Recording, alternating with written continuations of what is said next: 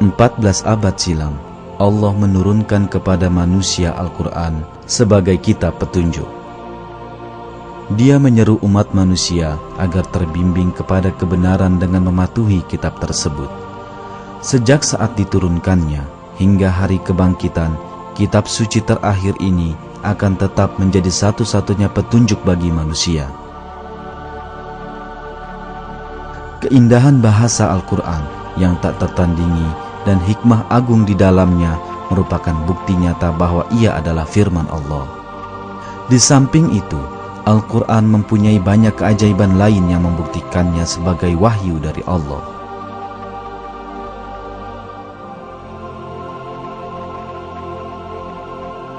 Salah satu keajaiban ini adalah kenyataan bahwa sejumlah kebenaran ilmiah yang hanya mampu diungkap oleh teknologi abad ke-20 telah dinyatakan dalam Al-Quran 1400 tahun yang lalu. Tetapi, Al-Quran tentu saja bukanlah kitab ilmu pengetahuan. Namun, di dalam sejumlah ayatnya, terdapat banyak fakta ilmiah yang dinyatakan secara sangat ringkas dan mendalam yang baru dapat ditemukan dengan teknologi abad ke-20. Fakta-fakta ini belum dapat diketahui di masa Al-Quran diwahyukan, dan ini semakin membuktikan bahwa Al-Quran adalah firman Allah.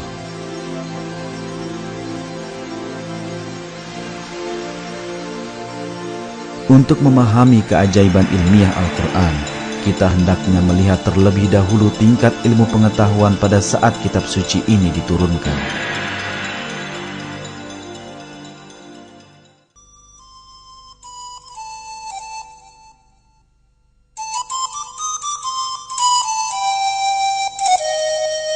Pada abad ke-7, saat Al-Quran diturunkan, bangsa Arab memiliki berbagai kepercayaan takhayul dan tanpa didasari bukti terhadap hal-hal yang berbau ilmiah. Ketiadaan teknologi untuk meneliti alam semesta menyebabkan bangsa Arab masa itu mempercayai legenda-legenda dari nenek moyang mereka.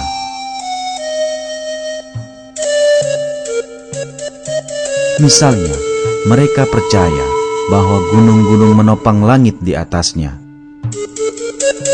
Mereka yakin bahwa bumi ini rata dan terdapat gunung-gunung yang tinggi di kedua tepinya.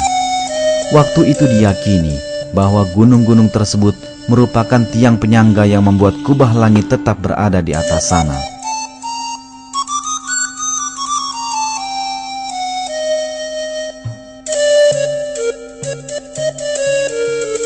Namun demikian, segala kepercayaan takhayul bangsa Arab ini dihapus oleh Al-Quran. Ayat yang berbunyi di surat Ar-Ra'd ayat 2, Allah lah yang meninggikan langit tanpa tiang misalnya, menghapuskan keyakinan bahwa langit tetap berada di atas karena keberadaan gunung-gunung. Dalam banyak hal lain, fakta penting diungkapkan di masa ketika tak mungkin seorang pun mampu mengetahuinya. Al-Quran yang diturunkan pada saat manusia mengetahui sedikit sekali tentang astronomi, fisika, atau biologi, berisi fakta-fakta kunci tentang beragam hal, seperti penciptaan alam semesta, penciptaan manusia, struktur atmosfer, dan keseimbangan sempurna yang memungkinkan adanya kehidupan di muka bumi. Kini, marilah kita simak kebenaran ilmiah yang diungkap dalam Al-Quran.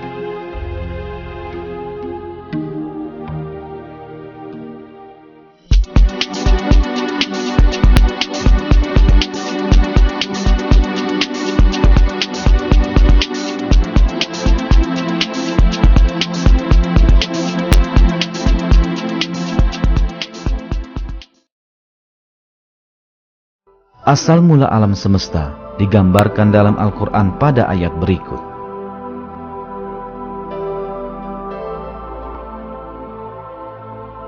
Dialah pencipta langit dan bumi.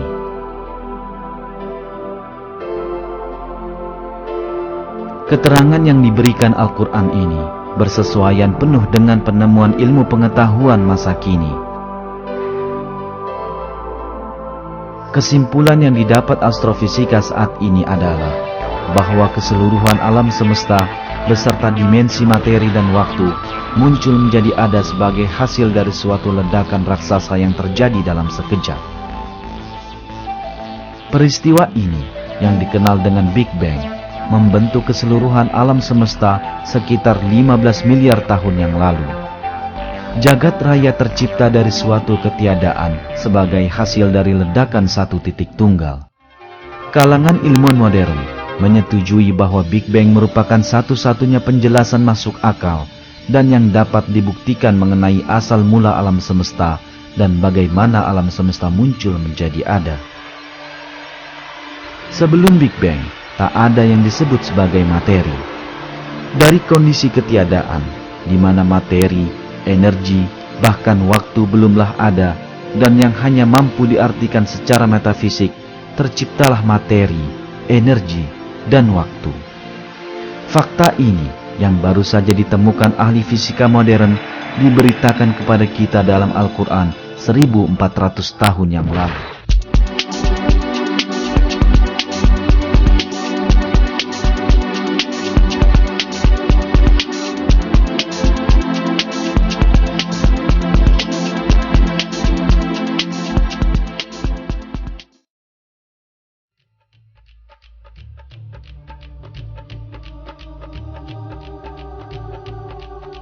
Dalam Al-Quran yang diturunkan 14 abad silam di saat ilmu astronomi masih terbelakang, mengembangnya alam semesta digambarkan sebagaimana berikut ini.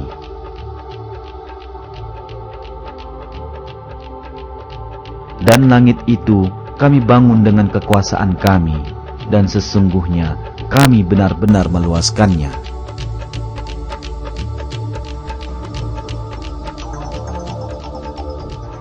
Kata langit, sebagaimana dinyatakan dalam ayat ini, digunakan di banyak tempat dalam Al-Quran dengan makna luar angkasa dan alam semesta. Di sini sekali lagi, kata tersebut digunakan dengan arti ini. Dengan kata lain, dalam Al-Quran dikatakan bahwa alam semesta mengalami perluasan atau mengembang. Dan inilah kesimpulan yang dicapai ilmu pengetahuan masa kini. Hingga awal abad ke-20, satu-satunya pandangan yang umumnya diyakini di dunia ilmu pengetahuan adalah bahwa alam semesta bersifat tetap dan telah ada sejak dahulu kala tanpa permulaan. Namun, penelitian, pengamatan, dan perhitungan yang dilakukan dengan teknologi modern mengungkapkan bahwa alam semesta sesungguhnya memiliki permulaan dan ia terus-menerus mengembang. Pada awal abad ke-20, fisikawan Rusia Alexander Friedman dan ahli kosmologi Belgia Jos Lemaitre secara teoritis menghitung dan menemukan bahwa alam semesta senantiasa bergerak dan mengembang. Fakta ini dibuktikan juga dengan menggunakan data pengamatan pada tahun 1929. Ketika mengamati langit dengan teleskop, Edwin Hubble, seorang astronom Amerika, menemukan bahwa bintang-bintang dan galaksi terus bergerak saling menjauhi. Sebuah alam semesta di mana segala sesuatunya terus bergerak menjauhi satu sama lain berarti bahwa alam semesta tersebut terus-menerus mengembang. Pengamatan yang dilakukan di tahun-tahun berikutnya memperkokoh fakta bahwa alam semesta terus mengembang. Kenyataan ini diterangkan dalam Al-Quran pada saat tak seorang pun mengetahuinya. Ini dikarenakan Al-Quran adalah firman Allah, Sang Pencipta.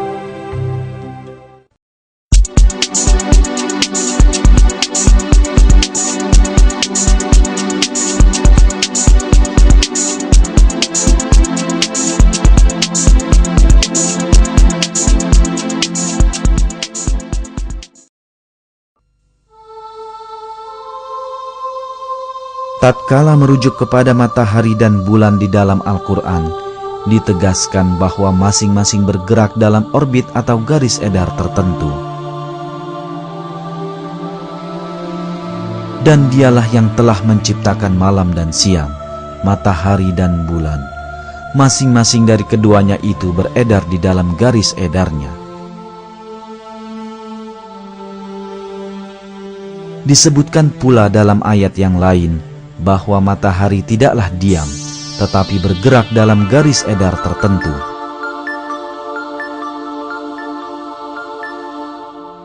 Dan matahari berjalan di tempat peredarannya. Demikianlah ketetapan yang maha perkasa lagi maha mengetahui.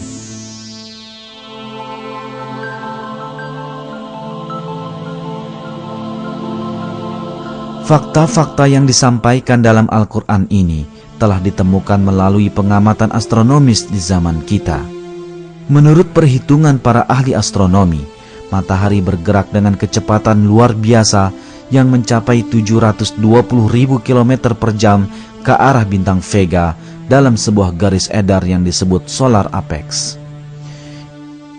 Ini berarti matahari bergerak sejauh kurang lebih 17.280.000 km dalam sehari.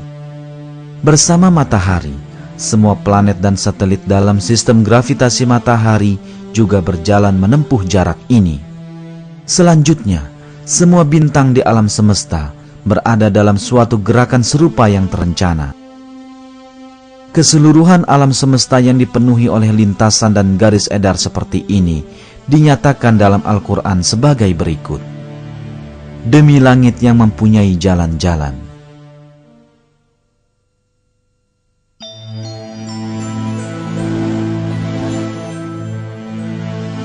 Terdapat sekitar 200 miliar galaksi di alam semesta yang masing-masing terdiri dari hampir 200 bintang.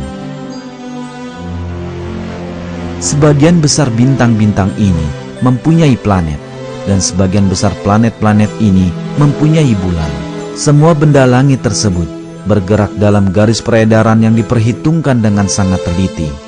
Selama jutaan tahun, masing-masing seolah berenang sepanjang garis edarnya dalam keserasian dan keteraturan yang sempurna bersama dengan yang lain.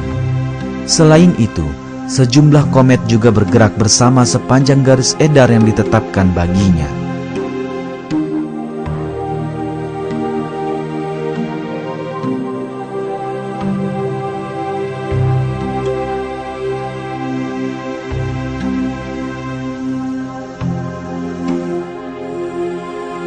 Garis edar di alam semesta tidak hanya dimiliki oleh benda-benda angkasa.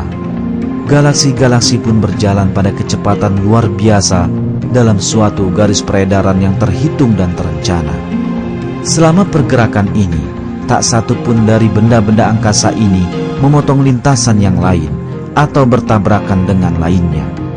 Bahkan, telah teramati bahwa sejumlah galaksi berpapasan satu sama lain tanpa satu pun dari bagian-bagiannya saling bersentuhan. Dapat dipastikan bahwa pada saat Al-Quran diturunkan, manusia tidak memiliki teleskop masa kini ataupun teknologi canggih untuk mengamati ruang angkasa berjarak jutaan kilometer. Tidak pula pengetahuan fisika ataupun astronomi modern.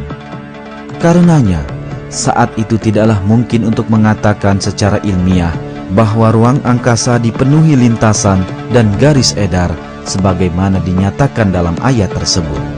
Akan tetapi, hal ini dinyatakan secara terbuka kepada kita dalam Al-Quran yang diturunkan pada saat itu.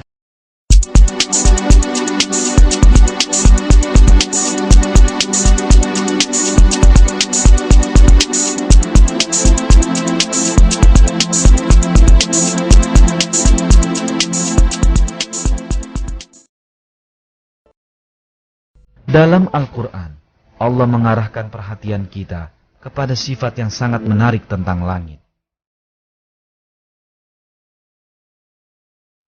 Dan kami menjadikan langit itu sebagai atap yang terpelihara, sedang mereka berpaling dari segala tanda-tanda kekuasaan Allah yang ada padanya. Sifat langit ini telah dibuktikan oleh penelitian ilmiah abad ke-20. Atmosfer yang melingkupi bumi berperan sangat penting bagi berlangsungnya kehidupan. Dengan menghancurkan sejumlah meteor, besar ataupun kecil ketika mereka mendekati bumi, atmosfer mencegah mereka jatuh ke bumi dan membahayakan makhluk hidup.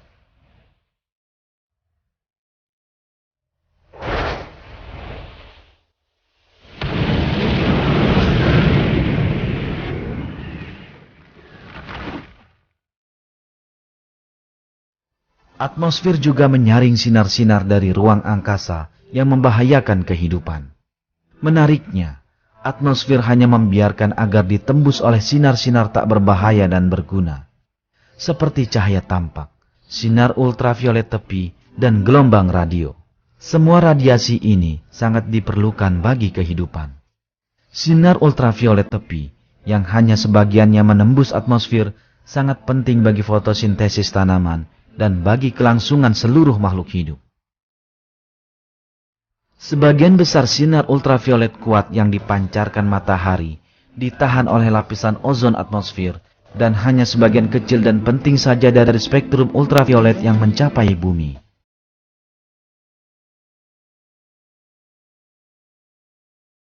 Fungsi pelindung dari atmosfer tidak berhenti sampai di sini. Atmosfer juga melindungi bumi dari suhu dingin membeku ruang angkasa yang mencapai sekitar 270 derajat Celcius di bawah nol.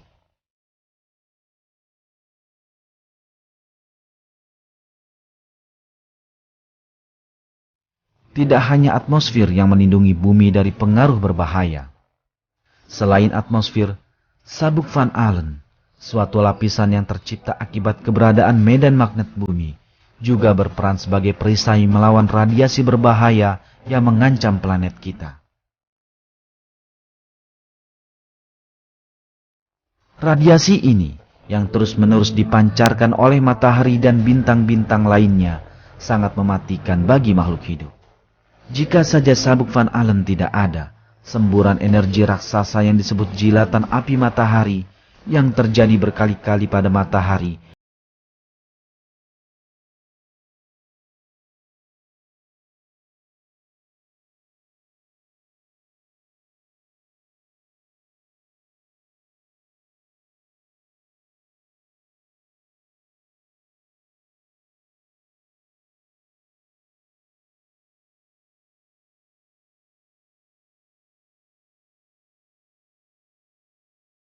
jam setelah kiratan tersebut, teramati bahwa jarum magnetik kompas bergerak tidak seperti biasanya, dan 250 km di atas atmosfer bumi terjadi peningkatan suhu tiba-tiba hingga mencapai 2500 derajat Celcius.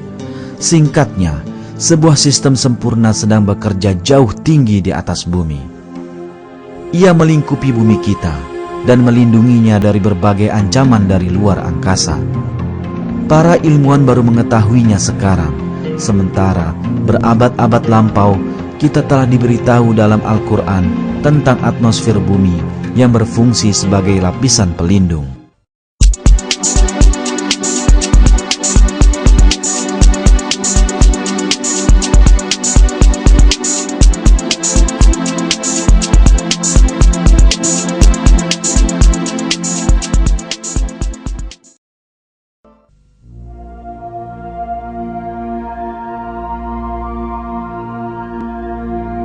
Ayat ke-11 dari surat At-Tariq dalam Al-Quran mengacu pada fungsi mengembalikan yang dimiliki langit.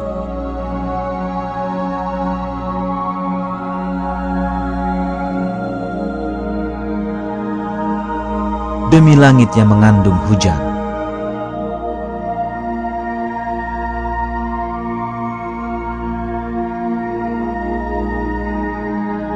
Kata yang ditafsirkan sebagai mengandung hujan dalam terjemahan Al-Quran ini juga bermakna mengirim kembali atau mengembalikan. Sebagaimana diketahui, atmosfer yang melingkupi bumi terdiri dari sejumlah lapisan. Setiap lapisan memiliki peran penting bagi kehidupan. Penelitian mengungkapkan bahwa lapisan-lapisan ini memiliki fungsi mengembalikan benda-benda atau sinar yang mereka terima ke ruang angkasa atau ke arah bawah, yakni ke bumi. Sekarang, marilah kita cermati sejumlah contoh fungsi pengembalian dari lapisan-lapisan yang mengelilingi bumi tersebut. Lapisan troposfer, 13 hingga 15 km di atas permukaan bumi, memungkinkan uap air yang naik dari permukaan bumi menjadi terkumpul hingga jenuh dan turun kembali ke bumi sebagai hujan. Lapisan ozon, pada ketinggian 25 km, memantulkan radiasi berbahaya dan sinar ultraviolet yang datang dari ruang angkasa dan mengembalikan keduanya ke ruang angkasa. Ionosfer memantulkan kembali pancaran gelombang radio dari bumi ke berbagai belahan bumi lainnya, persis seperti satelit komunikasi pasif, sehingga memungkinkan komunikasi tanpa kabel, pemancaran siaran radio, dan televisi pada jarak yang cukup jauh. Sifat lapisan-lapisan langit yang hanya dapat ditemukan secara ilmiah di masa kini tersebut telah dinyatakan berabad-abad lalu dalam Al-Quran. Ini sekali lagi membuktikan bahwa Al-Quran adalah firman Allah.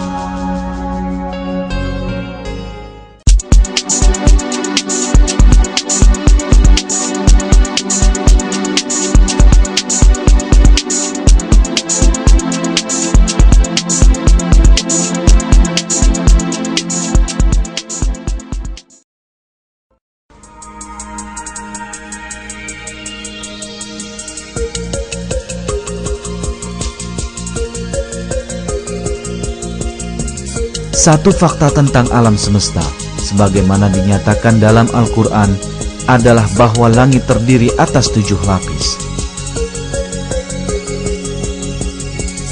Dialah Allah yang menjadikan segala yang ada di bumi untuk kamu, dan Dia berkehendak menuju langit, lalu dijadikannya 7 langit, dan Dia maha mengetahui segala sesuatu. Kemudian Dia menuju langit, dan langit itu masih merupakan asap. Maka Dia menjadikannya 7 langit dalam 2 masa, dan Dia mewahyukan pada tiap-tiap langit urusannya.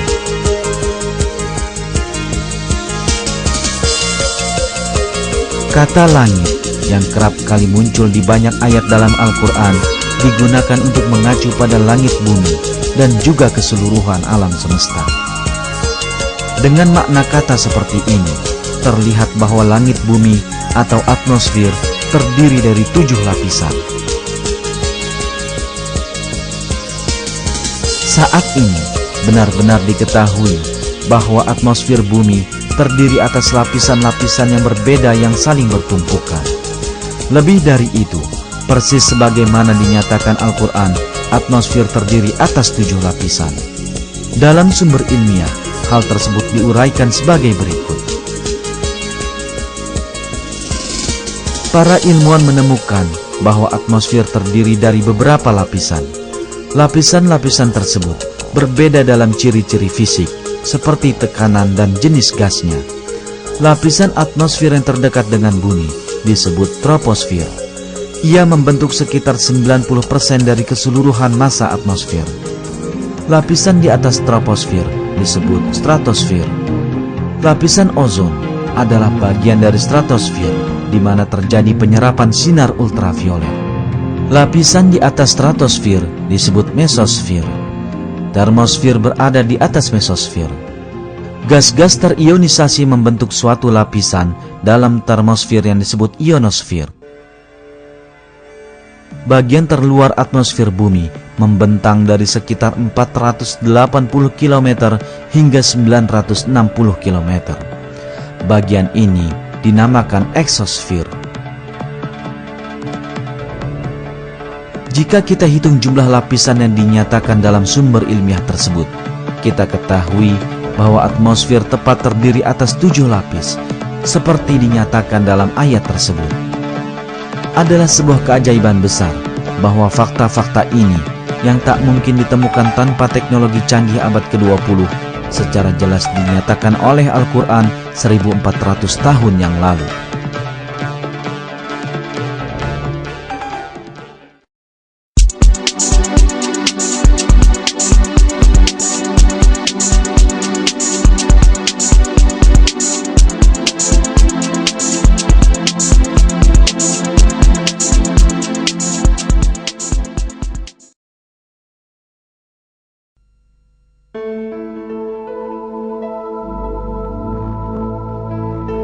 Al-Quran mengarahkan perhatian kita pada fungsi geologis penting dari gunung. Dan telah kami jadikan di bumi ini gunung-gunung yang kokoh supaya bumi itu tidak goncang bersama mereka. Sebagaimana terlihat, dinyatakan dalam ayat tersebut bahwa gunung-gunung berfungsi mencegah goncangan di permukaan bumi.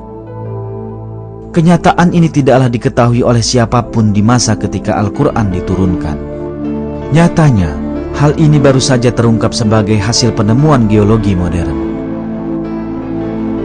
Menurut penemuan ini, gunung-gunung muncul sebagai hasil pergerakan dan tumbukan dari lempengan-lempengan raksasa yang membentuk kerak bumi. Ketika dua lempengan bertumbukan, lempengan yang lebih kuat menyelip di bawah lempengan yang satunya, sementara yang di atas melipat dan membentuk dataran tinggi dan gunung. Lapisan bawah bergerak di bawah permukaan dan membentuk perpanjangan yang dalam ke bawah. Ini berarti gunung mempunyai bagian yang menghujam jauh ke bawah yang tak kalah besarnya dengan yang tampak di permukaan bumi. Dalam tulisan ilmiah, struktur gunung digambarkan sebagai berikut. Pada bagian benua yang lebih tebal, seperti pada jajaran pegunungan, kerak bumi akan terbenam lebih dalam ke dalam lapisan magma. Dalam sebuah ayat, peran gunung seperti ini diungkapkan melalui sebuah perumpamaan sebagai pasak. Bukankah kami telah menjadikan bumi itu sebagai hamparan dan gunung-gunung sebagai pasak? Dengan kata lain, gunung-gunung menggenggam lempengan-lempengan kerak bumi dengan memanjang ke atas dan ke bawah permukaan bumi pada titik-titik pertemuan lempengan-lempengan ini. Dengan cara ini, mereka memancangkan kerak bumi dan mencegahnya dari terombang-ambing di atas lapisan magma atau di antara lempengan-lempengannya. Singkatnya, kita dapat menyamakan gunung dengan paku yang menjadikan lembaran-lembaran kayu tetap menyatu. Fungsi pemancangan dari gunung dijelaskan dalam tulisan ilmiah dengan istilah isostasi. Isostasi bermakna sebagai berikut. Isostasi adalah kesetimbangan dalam kerak bumi yang terjaga oleh aliran materi bebatuan di bawah permukaan akibat tekanan gravitasi. Peran penting gunung yang ditemukan oleh ilmu geologi modern dan penelitian gempa telah dinyatakan dalam Al-Quran berabad-abad lampau sebagai suatu bukti hikmah maha agung dalam ciptaan Allah. Dan telah kami jadikan di bumi ini gunung-gunung yang kokoh supaya bumi itu tidak goncang bersama mereka.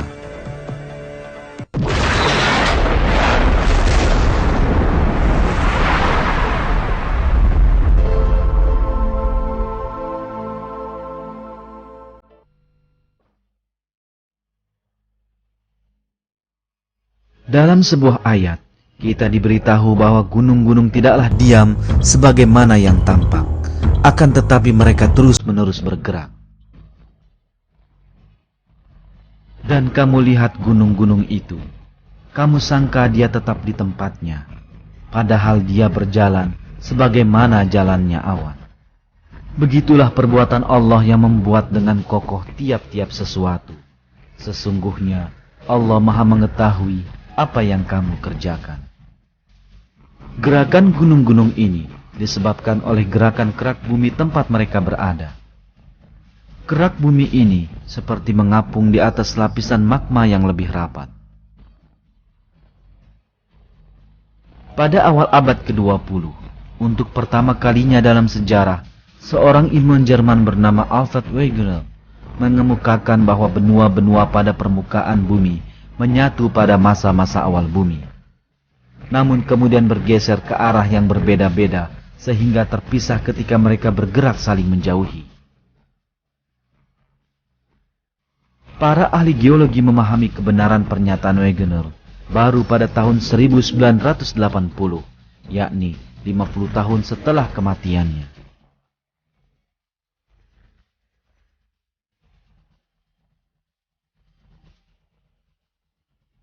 Pergeseran kerak bumi ini yang ditemukan melalui penelitian geologi di awal abad ke-20 dijelaskan oleh para ilmuwan sebagai berikut.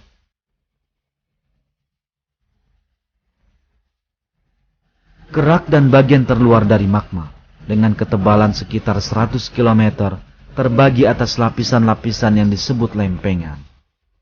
Terdapat 6 lempengan utama dan beberapa lempengan kecil.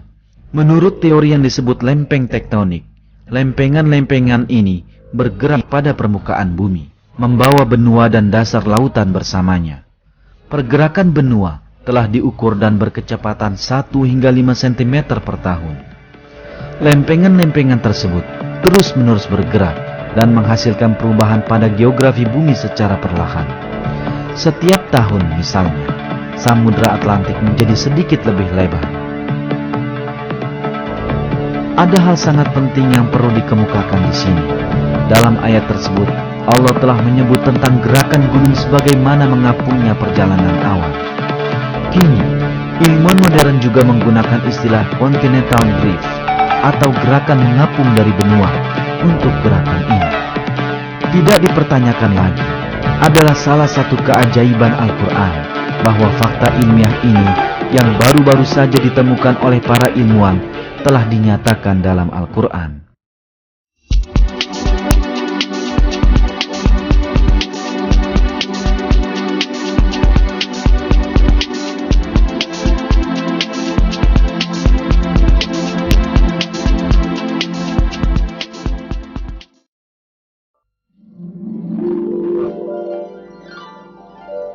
Besi adalah salah satu unsur yang dinyatakan secara jelas dalam Al-Quran. Dalam surat Al-Hadid yang berarti besi, kita diberitahu sebagai berikut.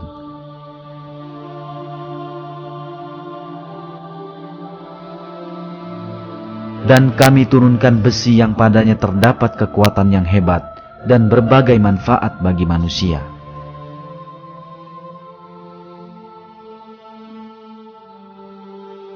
Kata anzalna yang berarti kami turunkan khusus digunakan untuk besi dalam ayat ini dapat diartikan secara kiasan untuk menjelaskan bahwa besi diciptakan untuk memberi manfaat bagi manusia. Tapi ketika kita mempertimbangkan makna harfiah kata ini, yakni secara bendawi diturunkan dari langit, kita akan menyadari bahwa ayat ini memiliki keajaiban ilmiah yang sangat penting.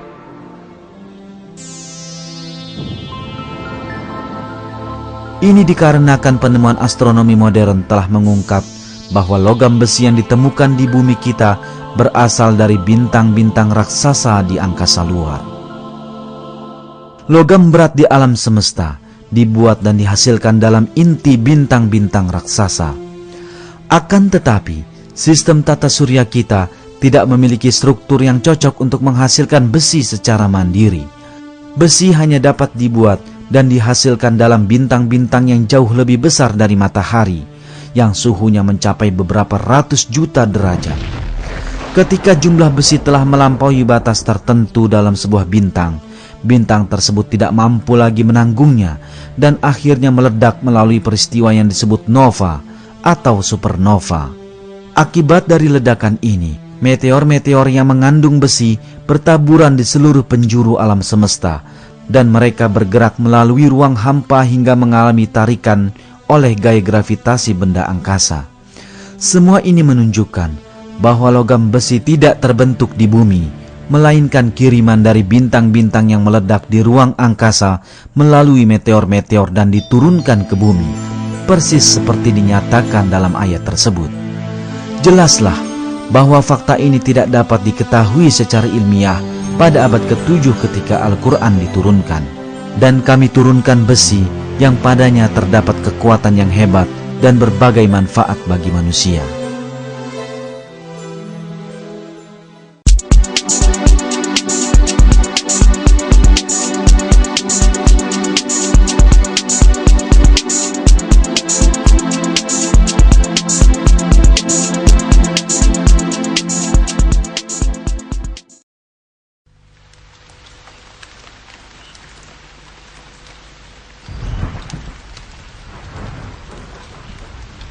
Dalam sebuah ayat Al-Quran disebutkan sifat angin yang mengawinkan dan terbentuknya hujan karenanya. Dan kami telah meniupkan angin untuk mengawinkan, dan kami turunkan hujan dari langit, lalu kami beri minum kamu dengan air itu, dan sekali-kali bukanlah kamu yang menyimpannya. Dalam ayat ini ditekankan bahwa fase pertama dalam pembentukan hujan adalah angin.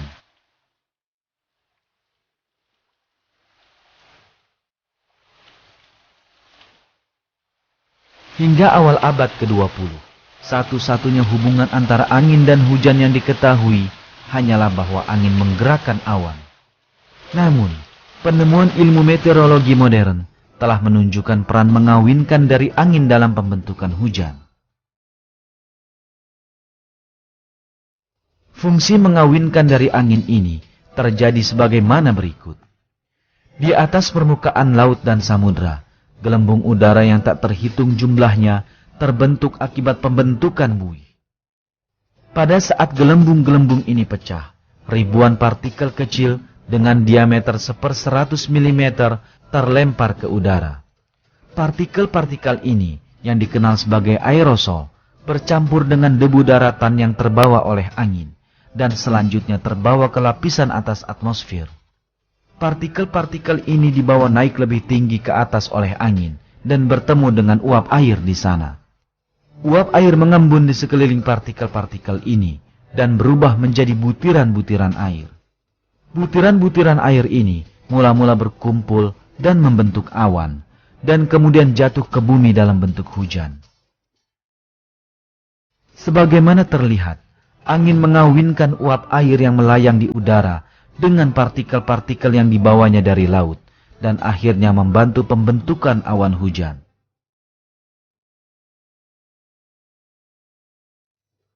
Apabila angin tidak memiliki sifat ini, butiran-butiran air di atmosfer bagian atas tidak akan pernah terbentuk.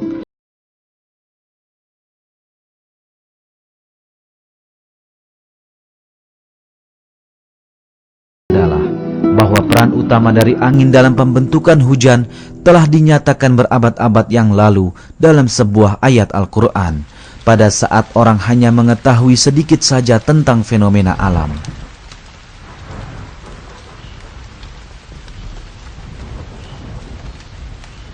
Fakta lain yang diberikan dalam Al-Quran mengenai hujan adalah bahwa hujan diturunkan ke bumi dalam kadar tertentu.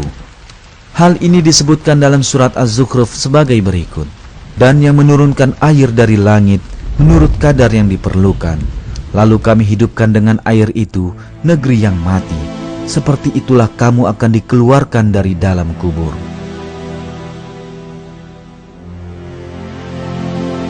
Kadar dalam hujan ini pun sekali lagi telah ditemukan melalui penelitian modern.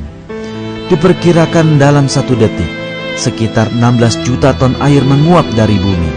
Angka ini menghasilkan 513 triliun ton air per tahun. Angka ini ternyata sama dengan jumlah hujan yang jatuh ke bumi dalam 1 tahun. Hal ini berarti air senantiasa berputar dalam suatu siklus yang seimbang menurut ukuran atau kadar tertentu.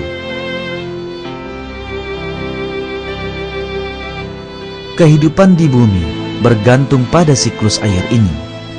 Bahkan sekalipun manusia menggunakan semua teknologi yang ada di bumi ini, mereka tidak akan mampu membuat siklus seperti ini. Bahkan satu penyimpangan kecil saja dari jumlah ini akan segera mengakibatkan ketidakseimbangan ekologi yang mampu mengakhiri kehidupan di bumi. Namun, hal ini tidak pernah terjadi, dan hujan senantiasa turun setiap tahun dalam jumlah yang benar-benar sama seperti dinyatakan dalam Al-Quran.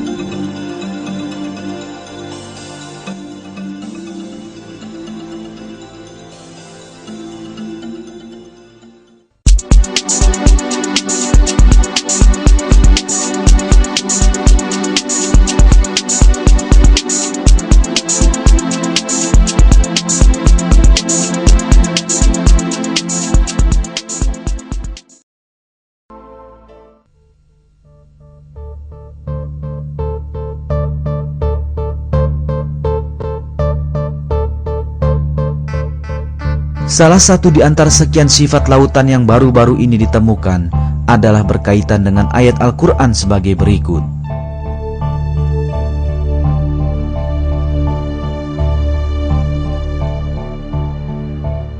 Dia membiarkan 2 lautan mengalir, yang keduanya kemudian bertemu. Antara keduanya ada batas yang tak dapat dilampaui oleh masing-masing. Sifat lautan yang saling bertemu akan tetapi tidak bercampur satu sama lain ini telah ditemukan oleh para ahli kelautan baru-baru ini. Dikarenakan gaya fisika yang dinamakan tegangan permukaan, air dari laut-laut yang saling bersebelahan tidak menyatu. Akibat adanya perbedaan massa jenis, tegangan permukaan mencegah lautan dari bercampur satu sama lain, seolah terdapat dinding tipis yang memisahkan mereka. Sisi menarik dari hal ini adalah bahwa pada masa ketika manusia tidak memiliki pengetahuan apapun mengenai fisika, tegangan permukaan, ataupun ilmu kelautan, hal ini dinyatakan dalam Al-Quran.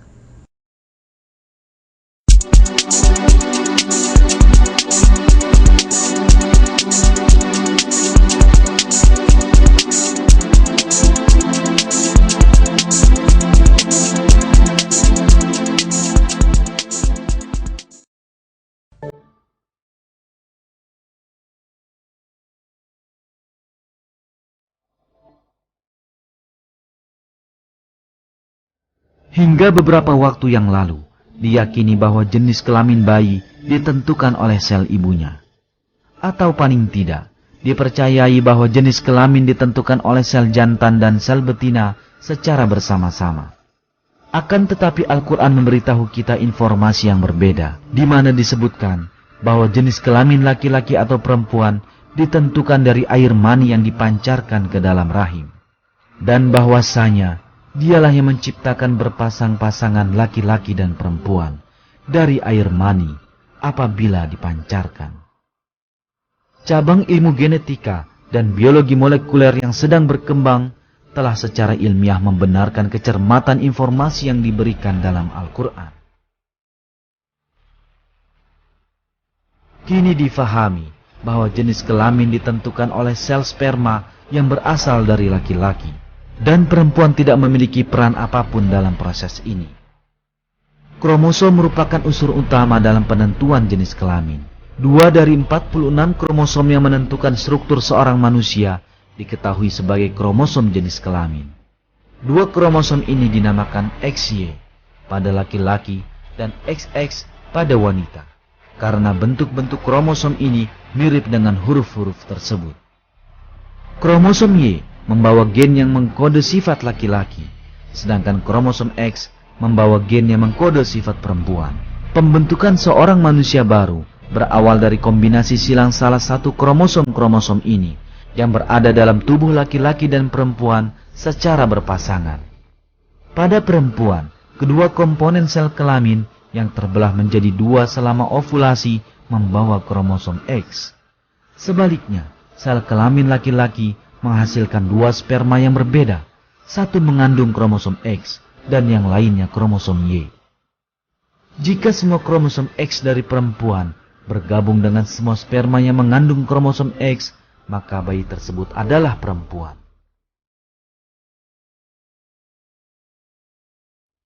Jika ia bergabung dengan sperma yang mengandung kromosom Y, maka bayi tersebut adalah laki-laki.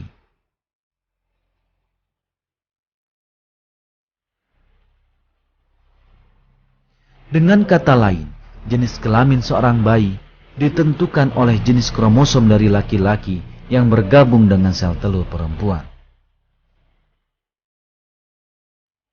Tak satu pun dari hal ini diketahui hingga penemuan ilmu genetika pada abad ke-20. Bahkan, dalam sejumlah masyarakat dipercaya bahwa jenis kelamin bayi ditentukan oleh tubuh perempuan. Itulah mengapa para wanita dipersalahkan apabila melahirkan anak perempuan. 13 abad sebelum gen manusia ditemukan, Al-Quran telah menyampaikan berita yang menolak kepercayaan takhayul ini dan menunjukkan bahwa penentuan jenis kelamin bukanlah berasal dari perempuan, tetapi dari air mani laki-laki. Jika kita terus mempelajari fakta-fakta yang diberitakan dalam Al-Quran mengenai pembentukan manusia, sekali lagi kita akan menjumpai keajaiban ilmiah yang sungguh penting. Ketika sperma dari laki-laki bergabung dengan sel telur wanita, intisari bayi yang akan lahir terbentuk. Sel tunggal yang dikenal sebagai zigot dalam ilmu biologi ini akan segera berkembang biak dengan membelah diri hingga akhirnya menjadi segumpal daging. Tentu saja hal ini hanya dapat dilihat oleh manusia dengan bantuan mikroskop. Namun, zigot tersebut tidak melewatkan tahap pertumbuhannya begitu saja. Ia melekat pada dinding rahim seperti akar yang kokoh menancap di bumi. Melalui hubungan semacam ini, zigot mampu mendapatkan zat-zat penting dari tubuh sang ibu bagi pertumbuhannya. Di sisi lain, pada bagian ini, satu keajaiban penting dari Al-Quran terungkap. Saat merujuk pada zigot yang sedang tumbuh dalam rahim ibu, Allah menggunakan kata alaq dalam Al-Quran. Bacalah dengan menyebut nama Tuhanmu yang menciptakan. Dia telah menciptakan manusia dari alaq, segumpal darah. Bacalah, dan Tuhanmulah yang maha pemurah. Arti kata alaq dalam bahasa Arab adalah sesuatu yang menempel pada suatu tempat. Kata ini secara harfiah digunakan untuk menggambarkan lintah yang menempel pada tubuh untuk menghisap darah. Tentunya bukanlah suatu kebetulan bahwa sebuah kata yang demikian tepat digunakan untuk zigot yang sedang tumbuh dalam rahim ibu. Hal ini sekali lagi membuktikan bahwa Al-Quran merupakan wahyu dari Allah, Tuhan semesta alam.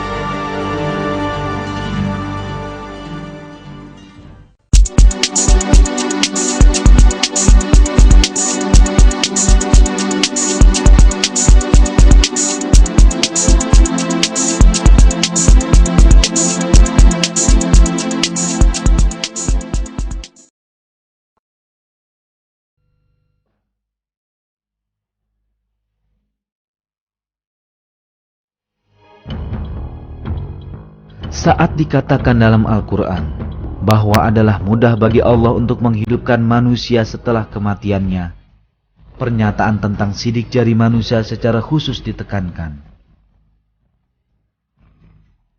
Sebenarnya, kami kuasa menyusun kembali jari jemari dengan sempurna.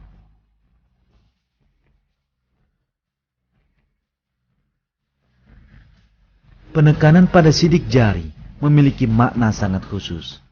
Ini dikarenakan sidik jari setiap orang adalah khas bagi dirinya sendiri.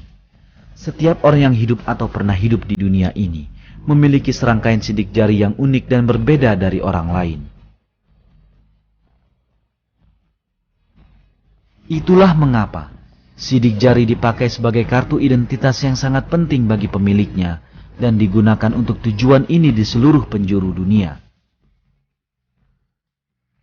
Akan tetapi, yang penting adalah bahwa keunikan sidik jari ini baru ditemukan di akhir abad ke-19. Sebelumnya, orang menghargai sidik jari sebagai lengkungan-lengkungan biasa tanpa makna khusus. Namun dalam Al-Quran, Allah merujuk kepada sidik jari yang sedikit pun tak menarik perhatian orang waktu itu dan mengarahkan perhatian kita pada arti penting sidik jari yang baru mampu difahami di zaman sekarang.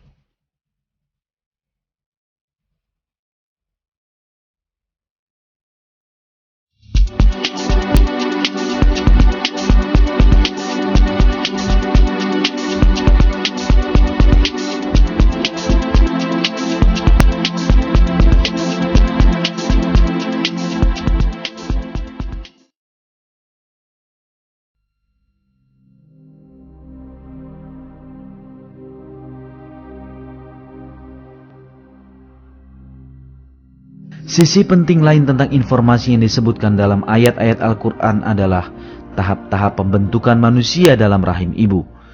Disebutkan dalam ayat tersebut bahwa dalam rahim ibu, mulanya tulang-tulang terbentuk, dan selanjutnya terbentuklah otot yang membungkus tulang-tulang ini.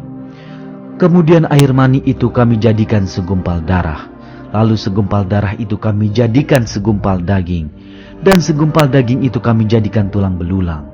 Lalu tulang belulang itu kami bungkus dengan daging. Kemudian kami jadikan dia makhluk yang berbentuk lain. Maka maha sucilah Allah, pencipta yang paling baik.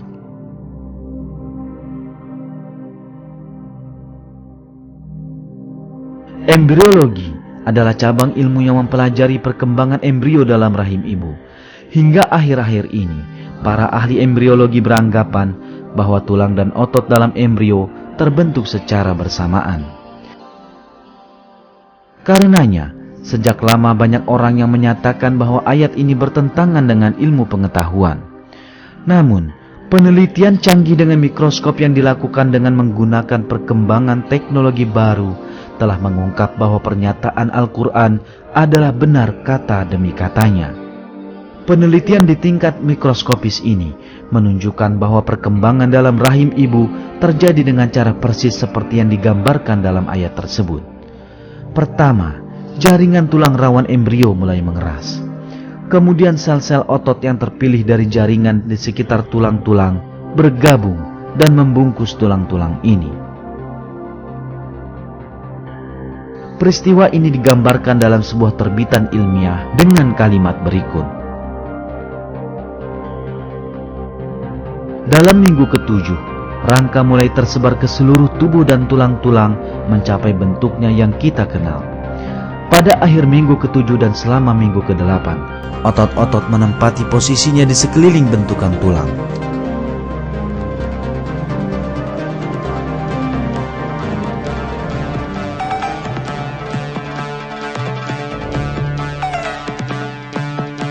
Singkatnya, tahap-tahap pembentukan manusia sebagaimana digambarkan dalam Al-Quran benar-benar sesuai dengan penemuan embriologi modern.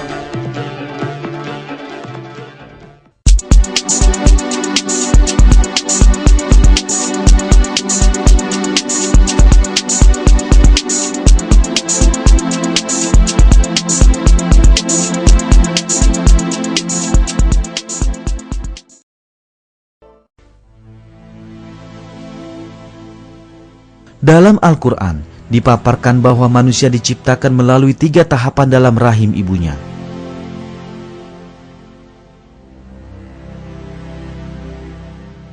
Dia menjadikan kamu dalam perut ibumu, kejadian demi kejadian dalam 3 kegelapan. Yang berbuat demikian itu adalah Allah, Tuhan kamu, Tuhan yang mempunyai kerajaan. Tidak ada Tuhan yang berhak disembah selain Dia, maka bagaimana kamu dapat dipalingkan? Sebagaimana yang akan difahami, dalam ayat ini ditunjukkan bahwa seorang manusia diciptakan dalam tubuh ibunya dalam 3 tahapan yang berbeda. Sungguh, biologi modern telah mengungkap bahwa pembentukan embrio pada bayi terjadi dalam 3 tempat yang berbeda dalam rahim ibu. Sekarang, di semua buku pelajaran embriologi yang dipakai di berbagai fakultas kedokteran, hal ini dijadikan sebagai pengetahuan dasar. Misalnya, dalam buku Basic Human Embryology, sebuah buku referensi utama dalam bidang embriologi, fakta ini diuraikan sebagai berikut. Kehidupan dalam rahim memiliki 3 tahapan. Pre-embryonik 2,5 minggu pertama, embryonik sampai akhir minggu ke-8, dan janin dari minggu ke-8 sampai kelahiran. Fase-fase ini mengacu pada tahap-tahap yang berbeda dari perkembangan seorang bayi. Informasi mengenai perkembangan yang terjadi dalam rahim ibu baru didapatkan setelah serangkaian pengamatan dengan menggunakan peralatan modern. Namun, sebagaimana sejumlah fakta ilmiah lainnya, informasi-informasi ini disampaikan dalam ayat-ayat Al-Quran dengan cara yang ajaib. Fakta bahwa informasi yang semikian rinci dan akurat diberikan dalam Al-Quran pada saat orang memiliki sedikit sekali informasi di bidang kedokteran merupakan bukti nyata bahwa Al-Quran bukanlah ucapan manusia, tetapi firman Allah.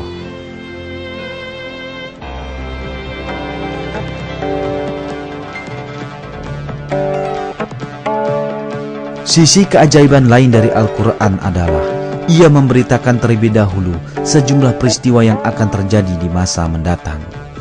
Ayat ke-27 dari surat Al-Fat misalnya memberi kabar gembira kepada orang-orang yang beriman bahwa mereka akan menaklukkan Mekah yang saat itu dikuasai kaum penyembah berhala.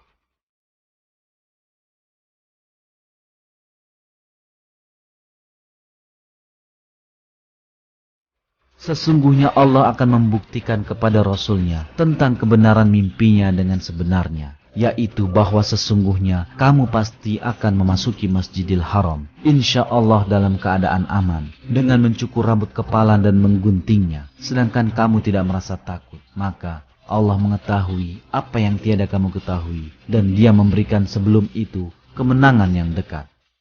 Ketika kita lihat lebih dekat lagi, ayat tersebut terlihat mengumumkan adanya kemenangan lain yang akan terjadi sebelum kemenangan Mekah. Sesungguhnya, sebagaimana dikemukakan dalam ayat tersebut, kaum mukmin terlebih dahulu menaklukkan benteng Khaybar yang berada di bawah kendali Yahudi dan kemudian memasuki Mekah.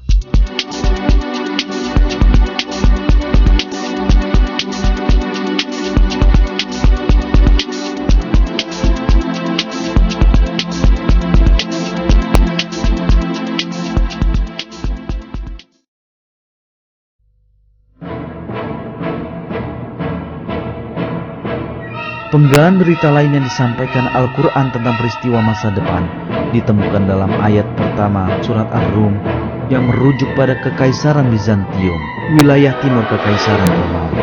Dalam ayat-ayat ini disebutkan bahwa Kekaisaran Bizantium telah mengalami kekalahan besar, tetapi akan segera memperoleh kemenangan. Telah dikalahkan bangsa Romawi di negeri yang terdekat, dan mereka sesudah dikalahkan itu akan menang dalam beberapa tahun lagi. Bagi Allah lah urusan sebelum dan sesudah mereka menang.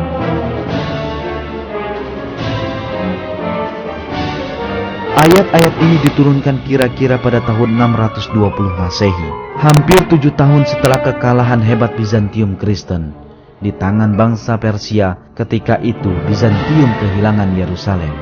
Kemudian diriwayatkan dalam ayat ini bahwa Bizantium dalam waktu dekat akan menang. Padahal Bizantium waktu itu telah menderita kekalahan sedemikian hebat, sehingga nampaknya mustahil baginya untuk mempertahankan keberadaannya sekalipun, apalagi merebut kemenangan kembali. Tidak hanya bangsa Persia, tapi juga bangsa Avar, Slavia, dan Lombard menjadi ancaman serius bagi Kekaisaran Bizantium. Bangsa Avar telah datang hingga mencapai dinding batas Konstantinopel. Kaisar Bizantium, Heraklius, telah memerintahkan agar emas dan perak yang ada di dalam gereja dilebur dan dijadikan uang untuk membiayai pasukan perang. Banyak gubernur memberontak melawan Kaisar Heraklius dan kekaisaran tersebut berada pada titik keruntuhan. Mesopotamia, Silisia, Syria, Palestina, Mesir dan Armenia yang semula dikuasai oleh Bizantium diserbu oleh bangsa Persia. Pendek kata, setiap orang menyangka Kekaisaran Bizantium akan runtuh. Tetapi tepat di saat seperti itu, ayat pertama surat Ar-Rum diturunkan dan mengumumkan bahwa Bizantium akan mendapatkan kemenangan dalam beberapa tahun lagi. Sekitar 7 tahun setelah diturunkannya ayat pertama surat Ar-Rum tersebut, pada Desember 627 Masehi, perang penentu antara Kekaisaran Bizantium dan Persia terjadi di Nineveh. Dan kali ini, pasukan Bizantium secara mengejutkan mengalahkan pasukan Persia. Beberapa bulan kemudian, bangsa Persia harus membuat perjanjian dengan Bizantium yang mewajibkan mereka untuk mengembalikan wilayah yang mereka ambil dari Bizantium. Akhirnya, kemenangan bangsa Romawi yang diumumkan oleh Allah dalam Al-Quran secara ajaib menjadi kenyataan. Keajaiban lain yang diungkapkan dalam ayat ini adalah pengumuman tentang fakta geografis yang tak dapat ditemukan oleh seorang pun di masa itu. Dalam ayat ketiga surat Ar-Rum, diberitakan bahwa Romawi telah dikalahkan di daerah paling rendah di bumi ini. Ungkapan Adnal Ard dalam bahasa Arab diartikan sebagai tempat yang dekat dalam banyak terjemahan. Namun ini bukanlah makna harfiah dari kalimat tersebut, tetapi lebih berupa penafsiran atasnya. Kata adna dalam bahasa Arab diambil dari kata dani yang berarti rendah dan ard yang berarti bumi.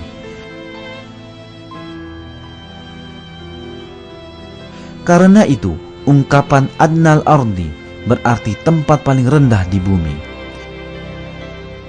Yang paling menarik, tahap-tahap penting dalam peperangan antara Kekaisaran Bizantium dan Persia ketika Bizantium dikalahkan dan kehilangan Yerusalem benar-benar terjadi di titik paling rendah di bumi. Wilayah yang dimaksudkan ini adalah cekungan Laut Mati yang terletak di titik pertemuan wilayah yang dimiliki oleh Syria, Palestina, dan Yordania. Laut Mati terletak 395 meter di bawah permukaan laut, adalah daerah paling rendah di bumi. Ini berarti bahwa Bizantium dikalahkan di bagian paling rendah di bumi, persis seperti dikemukakan dalam ayat ini. Hal paling menarik dalam fakta ini adalah bahwa ketinggian Laut Mati hanya mampu diukur dengan teknik pengukuran modern. Sebelumnya, mustahil bagi siapapun untuk mengetahui bahwasanya ini adalah wilayah terendah di permukaan bumi. Namun, dalam Al-Quran, daerah ini dinyatakan sebagai titik paling rendah di atas bumi. Demikianlah, ini memberikan bukti lagi bahwa Al-Quran adalah wahyu ilahi.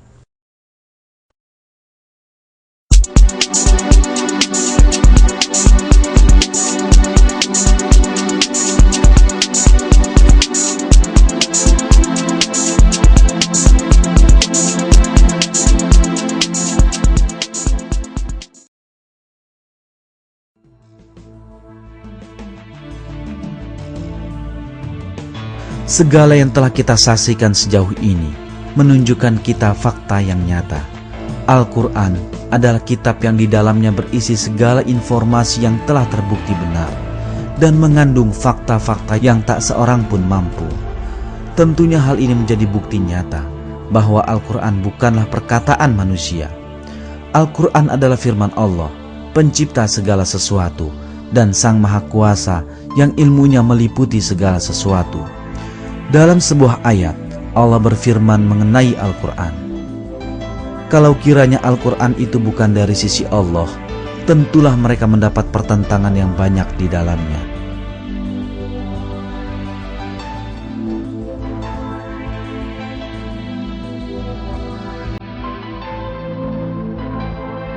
Selain tidak dijumpai pertentangan dalam Al-Quran, setiap penggal berita yang dikandungnya mengungkap lebih banyak keajaiban kitab ilahiyah ini hari demi hari. Yang sepatutnya dilaksanakan manusia adalah untuk berpegang teguh pada kitab ilahi yang diwahyukan Allah ini dan menerimanya sebagai satu-satunya petunjuk hidup. Dalam salah satu ayat, Allah menyuruh kita, dan Al-Quran itu adalah kitab yang kami turunkan yang diberkati, maka ikutilah dia dan bertakwalah agar kamu diberi rahmat.